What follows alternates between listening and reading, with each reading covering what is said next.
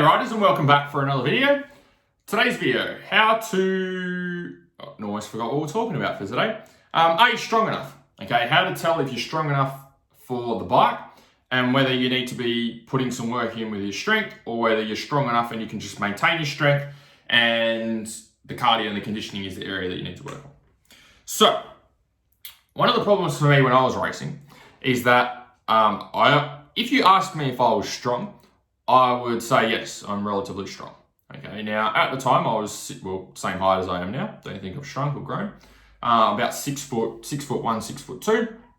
And at the time I was about 68 kilos. Okay, now at the moment I'm about 90, 95. So a bit of a weight difference. Now, if you would ask me when I was 68 kilos and 6 foot 2, are you strong? I would say yes. Yes, I am strong. And the reason that I'll tell you that I was strong is when I was younger, from the age of 12, I think, to maybe 19, I used to work at Mitre. And sometimes I'd work out the back in trade and they'd have cement bags out the back that we'd have to load. The cars would come through the drive-through and we'd have to load up these cement bags onto the trailers. And so these cement bags, for those of you that are in trades, they're 20 kilo cement bags.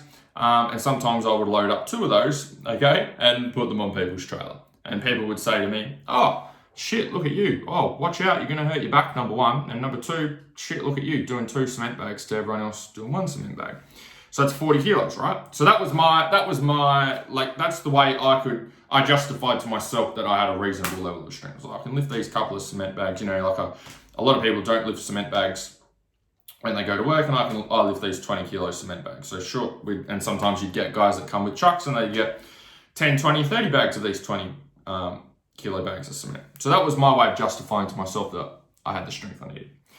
Now, the problem is, lifting cement bags that are 20 kilos and riding a motocross bike or an enduro bike are 2 completely different levels of strength.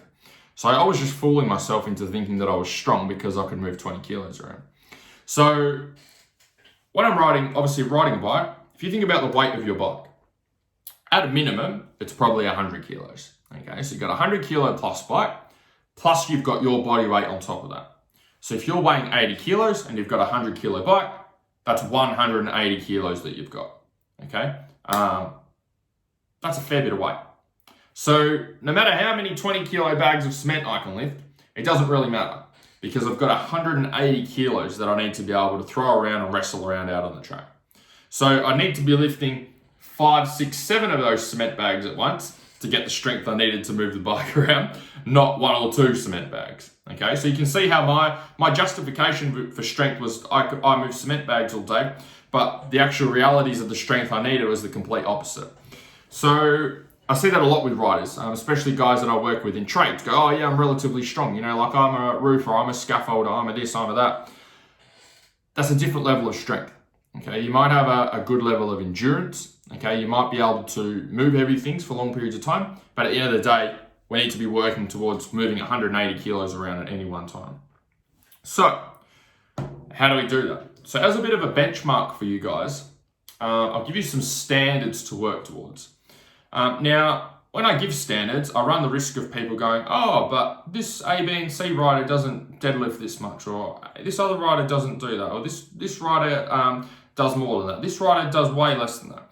Now, these are just goals to work towards, okay? This is not, okay, if you don't lift these numbers, you're weak as piss and you're not going to be able to ride the bike. These are guidelines for you to work towards and move in the direction of.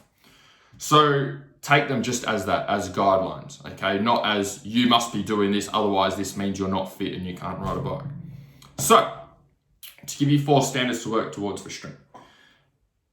You should be able to back squat roughly 120 kilos. Okay, when I say back squat, I mean back squat, right?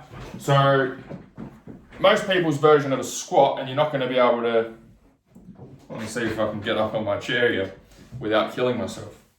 So I'm up on my chair here, okay? Now let's hope I don't fall off, and if we do, we'll get it on video, and you probably won't see the video anyway because I'm not going to put it up. So there's different versions of people's squats. Some people do squats like this, and that's their version of a squat. Okay, so notice where my hips are and notice where my knees are. For some people, they call that a squat.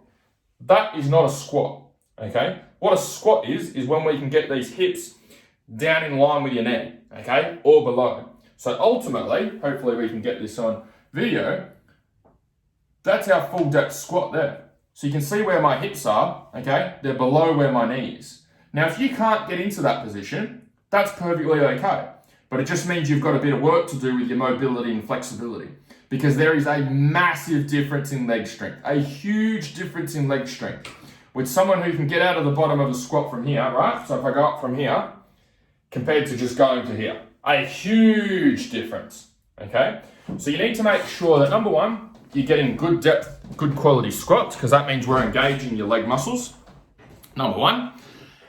And number two, if you can't get to that depth, I don't want you to just try and get the depth and then go and hurt yourself and your movement looks like shit. You need to work on your flexibility and mobility or movement if you can't get into that position. Okay, all of you are capable of at least getting to parallel. But if you're not getting that 120, when I say 120 kilos, I mean 120 kilos to the standard that I just gave you, not 120 kilos where we're nowhere near that standard. The second one is a deadlift. Deadlift, generally a little bit easier to measure.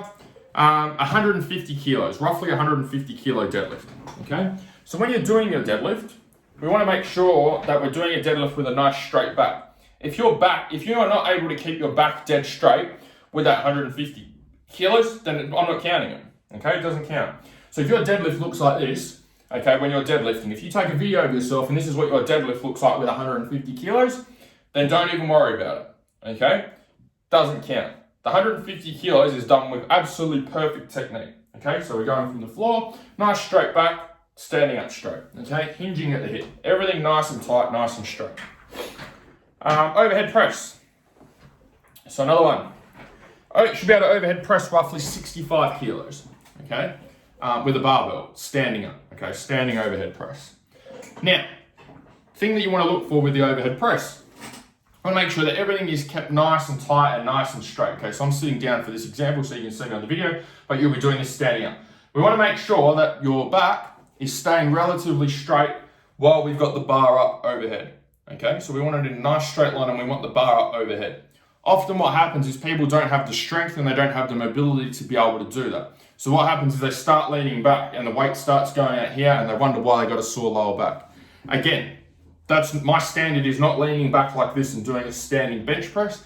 It's standing up nice and straight, back is relatively straight, and then we're pushing up overhead. Okay, trying to have having the bar directly overhead, okay, not out in front of you. So the whole goal is not to just try and smash these standards. The whole goal is to hit these numbers and hit them comfortably with absolute 100% perfect form, okay? Not you going out there trying to kill yourself, just trying to hit these numbers so then you can go, yeah, I hit those numbers, okay? That's not the point of these. And bench press, 90 kilos. So again, you'll be on a bench. The whole goal with the bench press is you want to be able to get your arms and have stiff arms, okay, at the top, and you want to be able to lower the weight down and have the weight touch your rib cage, and then go back up. Okay, we're not letting the weight come down so fast that our rib cage collapses, and then the flexing in our rib cage is what helps the bar to get back off and go again. Okay, we can lower it down, touch our chest, and then go back up, and you should be able to do that for reps with 90 kilos. So they're the standards that I have for strength. Okay, you know, if you have those standards and if you can do all of those particular movements with those weights, okay, and do them well to the standard that I just went through, then, and you've still got problems with your riding and race fitness, then strength, you can probably comfortably say to yourself, hey, my strength is quite good. It's probably not the main area I need to focus on. That's not the big thing I need to do. The big thing I need to work on is the cardio and the conditioning or losing some weight. Okay, maybe that's the problem. So hopefully you found this helpful. Any questions at all, feel free to post them up below and I'll come and check them out. You can give me some ideas for future videos. If you'd like to do some work together and work with me one-on-one, you can apply to work with me either up here or down here. Otherwise, hopefully you enjoyed this video and I will chat to you guys soon. See ya.